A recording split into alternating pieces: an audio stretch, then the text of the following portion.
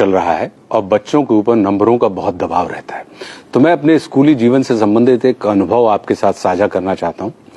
मैं सिर्फ उतना ही पढ़ता था जितना कि परीक्षा में पास होने के लिए आवश्यक होता था, क्योंकि मेरी सहज रुचि सामान्य शिक्षा में नहीं थी। मुझे कला, खेलकूद, इसमें एक व्यक्तिगत रुचि हुआ करती थी।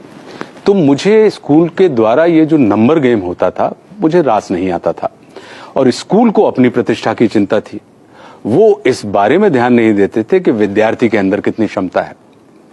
तो एक दिन मैं गुस्से में आया और मैंने अपना बस्ता मां के सामने फेंक दिया।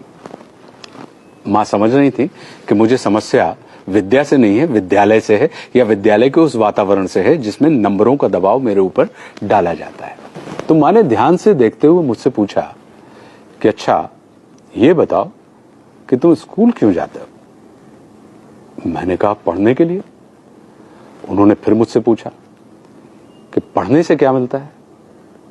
मैंने कहा ज्ञान। वे बोली ठीक है, अब ये बताओ कि ज्ञान किसे कहते हैं? अब मैं सोच में पड़ गया। मुझे मौन और समझने की स्थिति में देखकर वे बोली कि ज्ञान हमें अड़ना भी सिखाता है और लड़ना भी सिखाता है। मैं चाहती हूं कि तुम अड़ना नहीं, लड़ना सीखो। लड़ना समझते हो? मैंने कहा जी, मारना पीटना।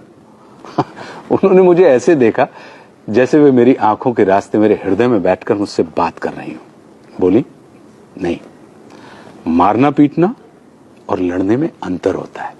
मारपीट में या तो तुम किसी को हराते हो या कोई तुमको हराता है, लेकिन लड़ने में किसी को हराने का नहीं, उसे जीतने का भाव होता है।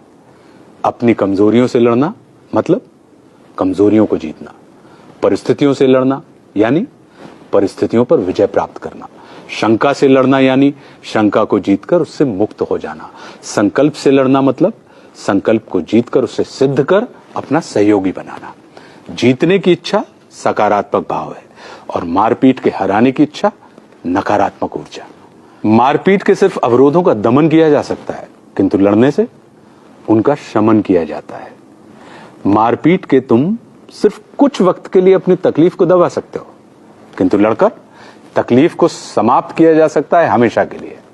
मैं चाहती हूं कि ज्ञान को बोझ समझ के तुम गढ़ो नहीं, बल्कि बढ़ो। तुम सफलता के लिए नहीं, स्वयं के सुख के लिए पढ़ो। फिर स्कूल में तुम अड़ना नहीं, लड़ना सीखोगे।